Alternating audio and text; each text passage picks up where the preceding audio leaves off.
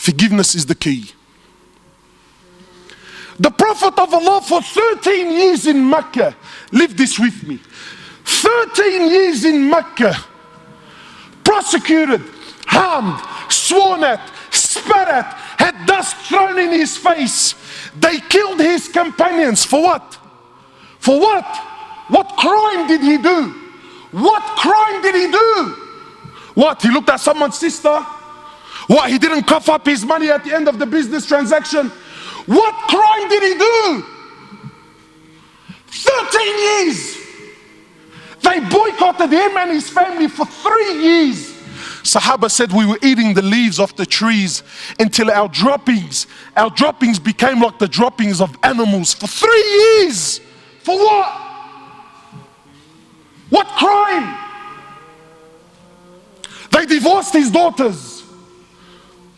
Sumayya radiallahu in front of the Prophet, publicly. I'm not telling you, wallah, you know what, that they started sending around a WhatsApp video about what. No.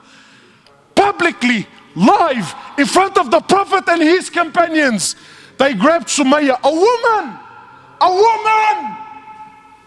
They grabbed her publicly. They opened her legs in front of her husband and her son, and they rammed a spear into her private parts until they killed her. They exiled him from his land, Mecca. Exiled him for 18 months in Medina. 18 months he was crying. Why? Because he was missing the Kaaba so much. They stabbed his pregnant daughter. As a result, she lost her child. 8 or 6, a few months later, she ended up dying in Medina. He buried every one of his children while he was alive, except for Fatima. In Uhud, you know, it's one thing to go to war and kill. That's fine, he killed the man. In Uhud, they massacred the dead. His uncle Hamza, they cut his nose off, they cut his ears off, they ripped his liver out. Hind took a bite from his liver and spat it on the floor. Sahaba said when the Prophet of Allah seen Hamza, we never seen him cry like he cried when he seen his uncle Hamza.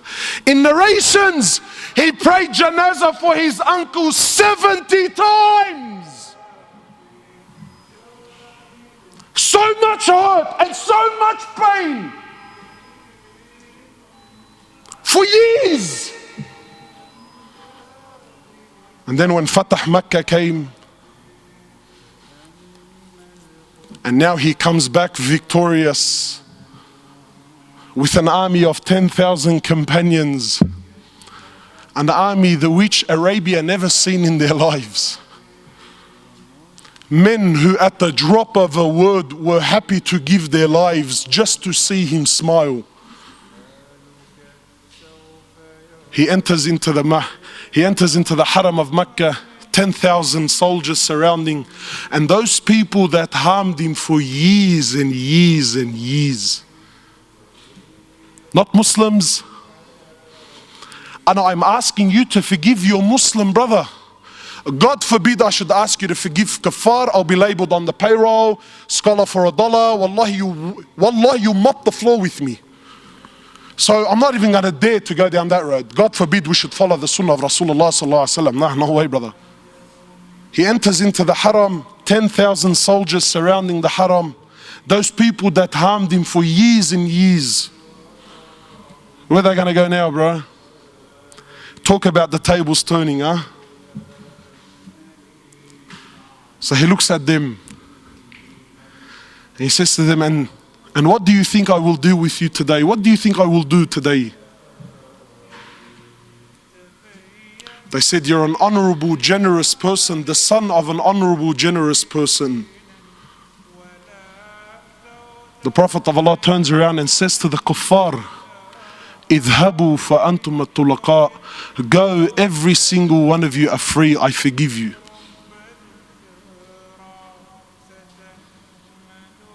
Where's this sunnah in our lives, man?